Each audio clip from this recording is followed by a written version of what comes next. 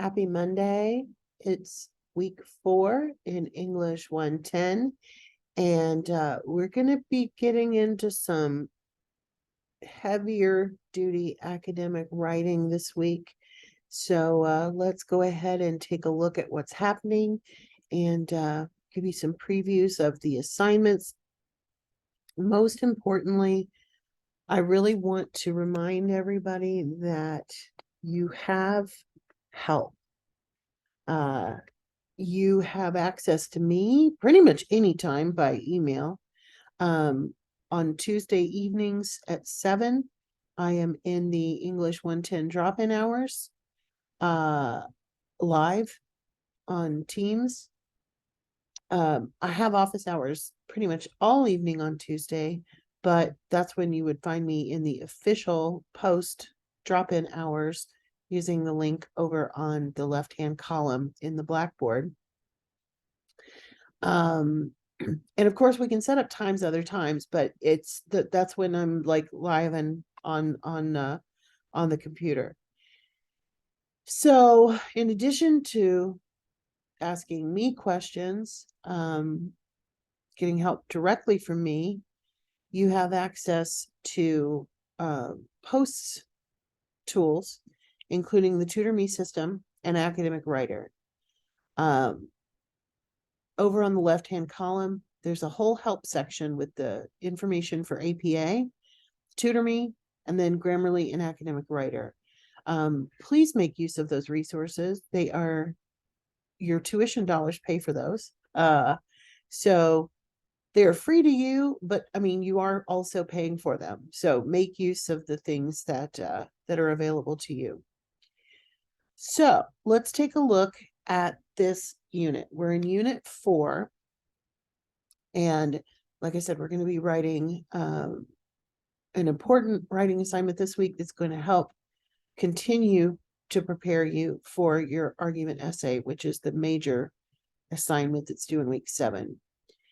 So one of the most important things that we're learning in English 110, and you've already started it, is how to evaluate and incorporate sources into your writing. You had an assigned article, the one on grit and resilience, back in unit 2. Is it unit 2? Yeah, unit 2. And so that article had already been kind of pre-evaluated. It's like, this is a good article. You should read this article. When you are doing your own research, of course, you also have to take that step to say, is the source I'm looking at valuable? Now, it can be a great source, but if it doesn't have anything to do with your topic, then you don't need it. So evaluating your source goes beyond just, is this a credible source or a non-credible source? Also, you have to think about, is it useful to you, right? So one of the most important lessons that you're going to learn here in English 110 is that when you are writing for college assignments, you should not be doing the bulk of your research using Google. You should be using post-university library. As a student, you have access to tons and tons and tons of published materials. Now, I have a tab open for the library. So I want you to note this URL. This is a quick link to get to the library. I will even post this in the course. Typically, when you are searching for materials, this is just the library's main page. So when you go to search for information, you're going to dig a little bit more into the library. But I want you to save this page because it's going to give you access to things like the research help guides. These are super helpful. The library tutorials, these can walk you through how to find information, et cetera, et cetera. So there's a lot of great information over here. You will log in using your student ID stuff to find information in the library. But this is where you're going to be getting the bulk of your research. And most of the materials, well, all the materials for you guys are available online. So this is not something you have to worry about going to the library, et cetera, et cetera. This is going to give you everything that you need in order to find resources for your stuff. The other thing, of course, is not just finding and evaluating, like, is this something that I can use? But how do we then incorporate those sources into our work? There's two main ways that we include research in our papers. Sometimes we want to quote it directly. And some of you did include some quotations from the Grit and Resilience article, which was awesome. When we quote things, of course, we put quotation marks around them. We usually say who said it. And of course, we have those very important in-text citations that line up with the references list. But the same thing happens when we include information from our research that we have put into our own words. So we call that paraphrasing. And sometimes we paraphrase something very, very specific from a resource. Other times we might summarize kind of what that resource is telling us, which is where we kind of boil it down into its super important points. Paraphrasing and summarizing is still utilizing research. And in order to utilize anything that's not our own, we have to provide correct APA citation. So this week, next week, as we get closer and closer to the argument essay, we're going to focus on finding resources and using them in our work. So from here on out, you're always going to have a reference page, and you're always going to have in-text citations, internal citations.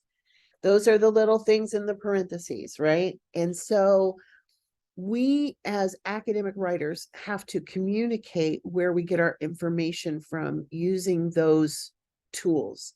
Now, we use APA-styled documentation here at Post. There are other forms. You might have used MLA when you were in high school. If you wrote research papers at your high school, you probably used MLA. There are other formats and other documentation styles. A lot of publishers, for example, use something called Chicago style. So the goal is not necessarily to memorize every single thing about where do I put the parentheses and what it goes inside the parentheses, but it's to understand that you need to know those things. And so that's what this wonderful APA 7th edition area is for. This is your reference for how to cite those sources. You don't have to memorize how to cite the sources, but you do need to cite them. Okay, so that's what we're focusing on this week, and in your writing assignment especially. So let's take a look at the readings and resources. As usual, you need to do these before you do anything for a grade. I don't know how much more clear I can make this. I say it every single week, and then every single week I have people who clearly have not done this before trying to do the assignment, and it's, I want you to succeed. That's why I'm telling you this. So read the readings, view the videos before going to tackle the assigned the writing assignment. In this section, of course, finding evidence, we're talking about how to get to the sources. So this is a video, very short, 3 minutes, that will walk you through how to use the library. Now, I showed you the link to the main library page, and I want you to save that, but this will show you how to access the library database. Databases are literally just collections of things. You can have a database for all kinds of stuff. In this particular case, the library databases will link you to published articles, typically from newspapers, magazines, and academic journals. And those are the things that you will need to complete your writing assignments, not only for English 110, but really for any course where you're having to do researched writing. So please view the video. Next, we have evaluating sources. When you're evaluating sources, of course, if you're getting them from the library, you know already that you can trust them, which is the other main reason to do your research using the library and not just the open internet. The other thing that's true about the library is that when you are using library resources, the reference that goes on the reference page is going to be provided for you. You don't have to reinvent the wheel. If you are citing websites, then you have to use a resource such as the materials over there in the APA 7th edition link to create that citation that goes at the end of the paper for yourself.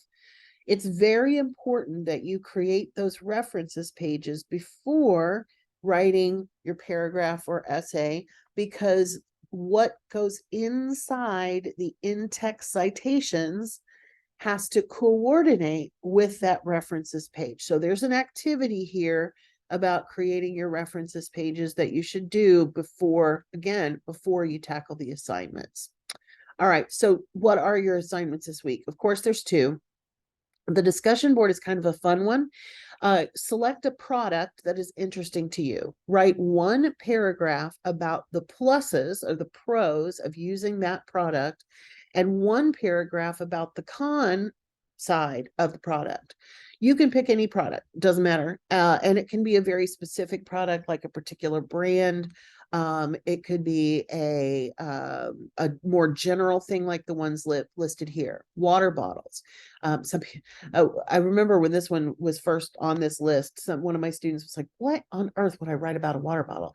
But what we're talking about, and I have one here as an example, is using a reusable water bottle. What are the pros and cons of that?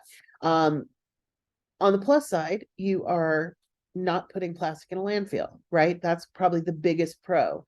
The biggest con is that it's a pain in the patootie sometimes to carry this around and to remember it. So there's a quick, easy example. Let me use a general product here. You can tell where I got mine from, but let's say coffee, right? The pros of coffee is that it's delicious, and that it helps wake you up in the morning. But the con, especially if you're buying coffee from a place, is that it can be really expensive. So lots of cool things there.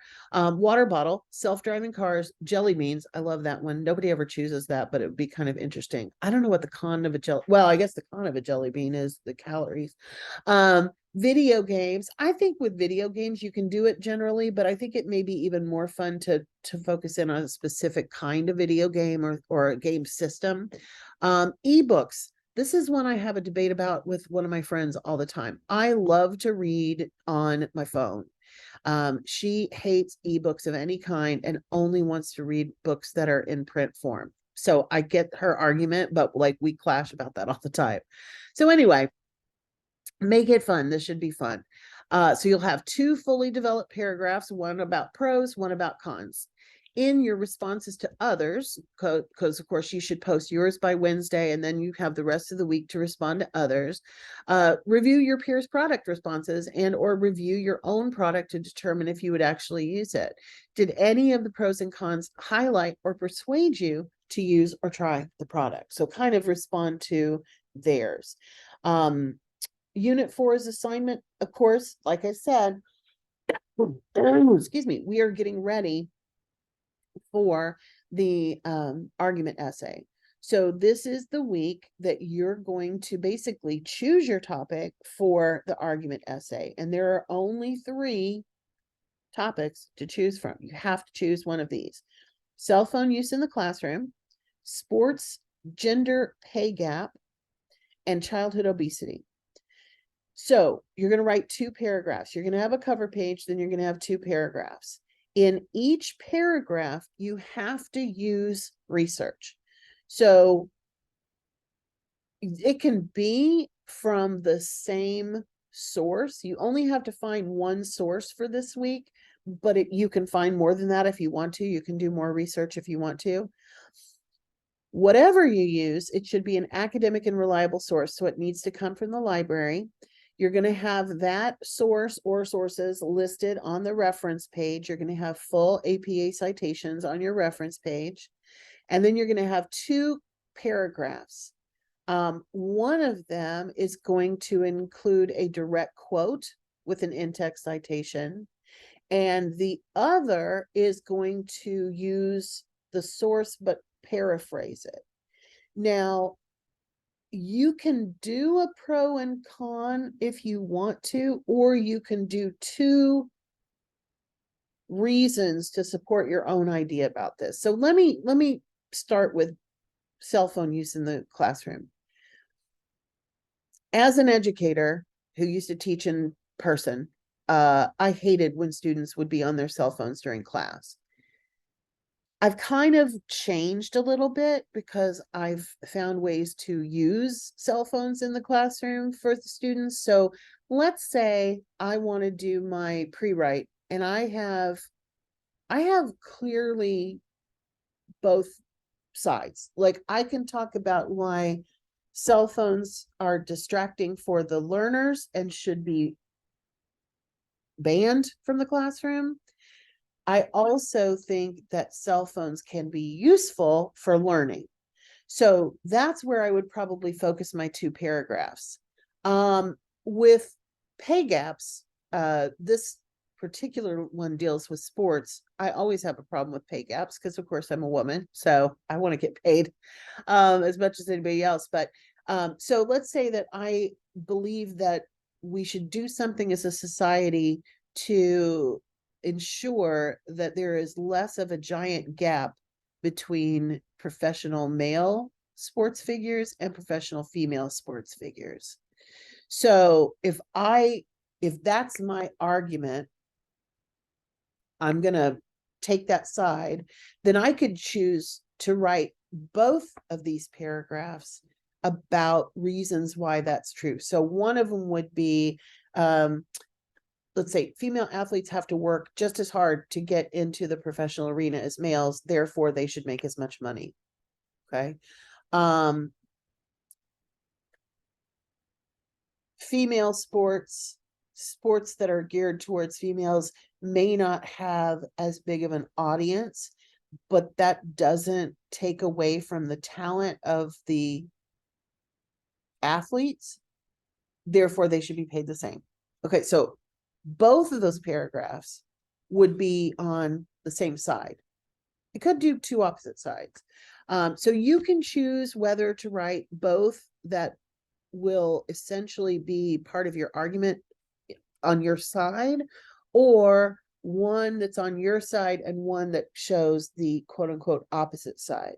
In the argument essay, you do kind of have to do both. You do kind of have to admit that there's two sides to the argument. Now with childhood obesity, it's a little bit different because with obesity, we're really more looking at kind of causes and effects rather than a pro and con. Nobody wants children to be obese, right? There's not a pro side to that. So instead of focusing on pro and con with that one, you might focus on why. Especially if you focus like on the US, why does the US have a high childhood obesity rate? What can we do about it? So cause and effect type things. Solutions, proposing a solution to the problem. So that one's going to be a little bit different, less of a pro-con type thing, but it's still an argument because people don't agree over it. And so anytime we have something where people don't agree, it's an argument. Now, I have a sample document, and I think I've actually already shared this particular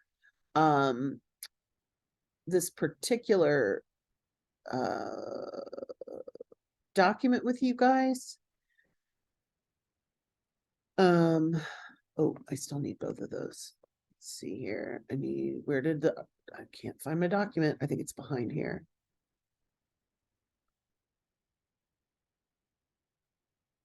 I mean, it shows that it's sharing it. That's not good.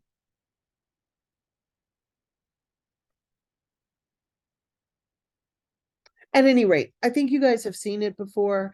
It has the APA cover page in place. It has paragraphs that are kind of gobbledygook, but I have got the signal phrases in there to show you how to incorporate both a quotation in one paragraph and a paraphrase in the other paragraph. So I'm going to attach that again to this video in this announcement.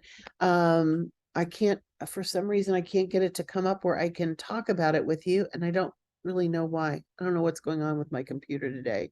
It's definitely a Monday. That's probably what it is.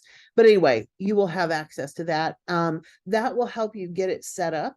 Obviously, you need to write your own paragraphs on your own topic and include your own research, but that will help you get everything kind of set up the way that it should be. You also want to make sure, and this is something we've been talking about, you absolutely 100% need to review the assignment sheet carefully. This has got all of your instructions in it. This has a link to the direct link to the library database. So let me open that and show you real quickly where to find that citation that I was talking about. This is me. Like I said, you'll have to sign in. And then you'll be searching what's called the EBSCOhost database. It's not hard to use, but that video will help you with it. I'm just going to put in childhood obesity. There it is. And a lot of times it will even give you like, here's some ideas of what you might be looking for. We click on search and we get almost 1 million hits. That's a lot. In fact, it's too many. One of the things that you want to do when you're searching the library is click on this link that says full text. Now, sometimes you will also need to click on this box that says peer reviewed. I don't care if you use less rigorous sources, so I will not have you check that. I would also suggest maybe limiting it to the last 10 years, something like that. I'll do 23 years just because it's a nice place to stop there. But that took me down to almost 600,000. So, hey, I'm getting so much better. Most of the time when you're searching in the library, the main things that are going to be helpful are going to come up at the top anyway. But let's talk about the source types. Now, I mentioned, we have a link here to limit this to ebooks. We have news. News is not usually something that you need to use in your academic papers, but magazines, academic journals, and ebooks would all be good potential places to look. I'm going to limit it for right now to magazines because those are going to be written in normal people language, whereas sometimes the academic journals are going to be a little possibly over our head. And plus, some of these are really good articles. So, for example, this is a 4-page article in a magazine called Exceptional Parent. It's from last year. It's very, very new. And so this is something that you might use. This one, the very first one, is Schools and Childhood Health. It's only 2 pages, but that doesn't mean that you couldn't possibly use it. And many of you might have even heard of the magazine Scientific American. Here's one for Forbes. I don't know that this one's as helpful because it's talking about weight loss drugs and surgery in children. I don't even know if I want to get into that. But anyway, let's look at this one. I think this one's a good one to look at. If we click on the title, it's going to open what's called the record. Okay. And you're going to have several things to pay attention to here. One is, where do I read this article? And that's over here where it says PDF full text. We'll click on that in a second. But before we even click on it, I want to copy the reference and put it on my reference page. So I'm going to click on the cite button over here on the right, and I'm going to scroll down to the APA citation. I'm going to highlight this and copy it, and I'm going to paste that into my Word document. Now, couple things. You are going to have to redo the italics. Notice this right here is all in italics. You're going to have to put that back in. The other thing that you should do is, we don't need her name all capitalized. That's silly. So I would make everything but the P smaller. Now, I'm not going to count against you for this, but I will also tell you that in APA, typically we would not capitalize rise, childhood, or obesity in that title. We would only capitalize the first word or the first word in both the primary and secondary parts of it, but this is all just one piece. So then when we're ready to read it, we click on the PDF full text.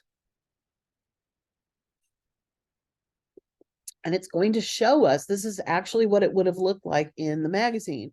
So when we pull something to quote, for example, if I were going to quote